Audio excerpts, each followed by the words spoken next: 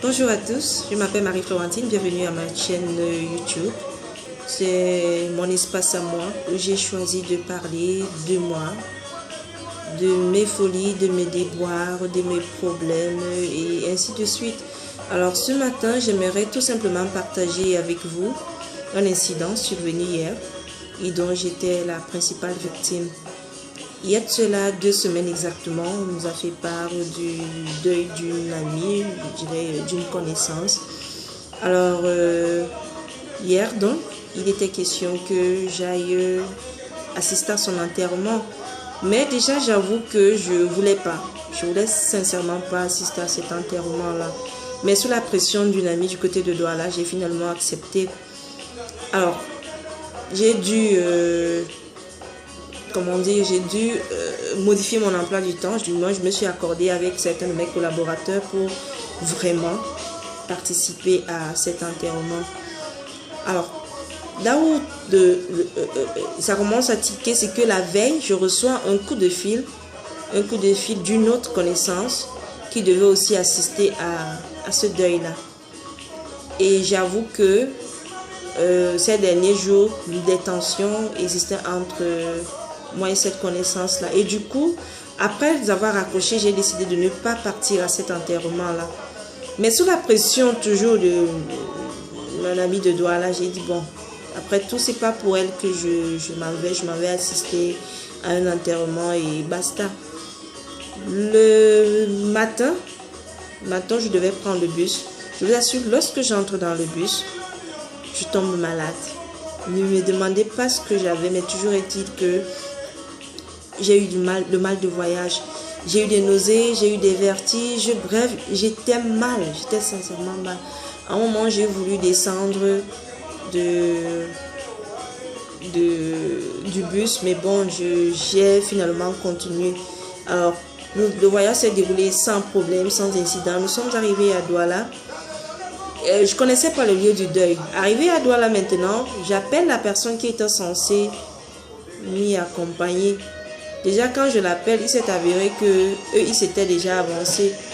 Et c'est quand j'ai consulté le programme que je me suis rendu compte effectivement que la levée du corps devait avoir lieu samedi matin. Samedi matin, ben moi je n'avais pas pris connaissance du programme. Donc quand j'arrive donc à Douala, le bus me laisse à Yassa. Je descends à Yassa, je l'appelle. Elle décroche et là il savait qu'elle ne peut pas me parler parce qu'elle est en train de pleurer. J'ai senti que bon, elle venait certainement de voir le corps ou alors ils étaient encore à la morgue. J'ai senti qu'elle ne peut pas parler. Elle a passé le téléphone à quelqu'un d'autre avec qui j'ai conversé. La personne m'a dit quand je descends à Yassa, je prends la moto pour un village, ainsi de suite. Bref, je suis descendue. J'ai emprunté la moto. Honnêtement, moi je savais pas que c'était un village. Je me suis dit c'est une périphérie de Douala et que on allait arriver d'ici tôt. On a pris la moto, on a roulé.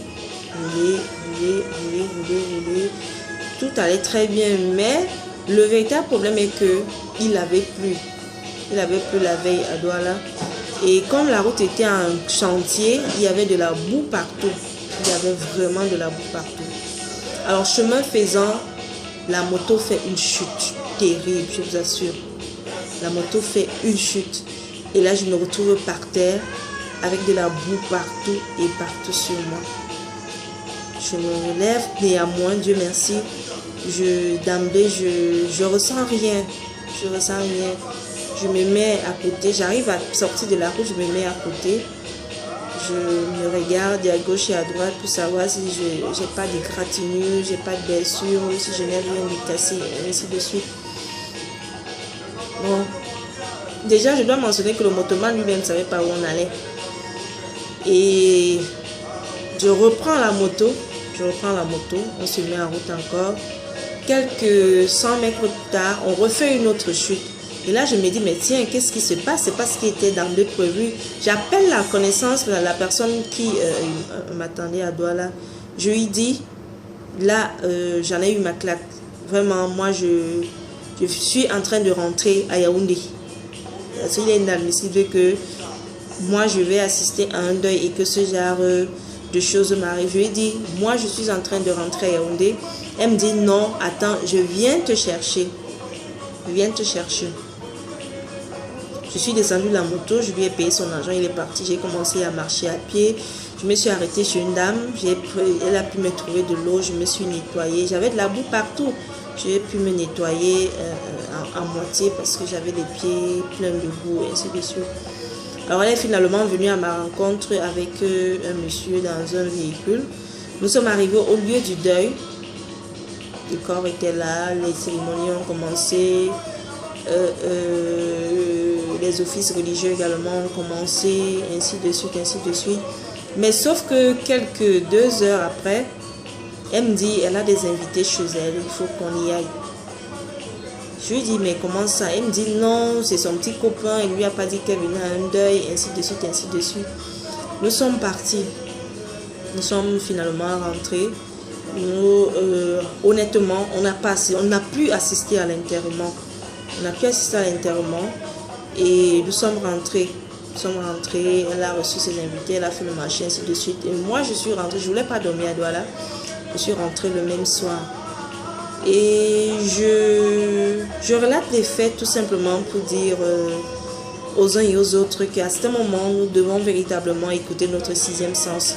Parce que, tel que les choses s'étaient présentées dès le départ, si j'avais véritablement écouté la voix au fond de moi, je ne serais pas partie à ce deuil-là. Parce que j'avoue, c'est une journée foireuse. Je partais pour un objectif. Et je pense quand même que avec tout ce que j'ai rencontré comme obstacle, j'aurais pu y aller jusqu'au bout. Mais malheureusement, j'ai été détournée par autre chose. Donc, c'est tout simplement pour vous dire, à ce moment, lorsque vous voulez faire quelque chose et que votre cœur hésite, vous ressentez une petite réticence, vraiment, laissez tomber et vaquer à autre chose. Merci. Au revoir. Je souhaite vous revoir très prochainement avec une nouvelle histoire, une nouvelle aventure. Bye bye.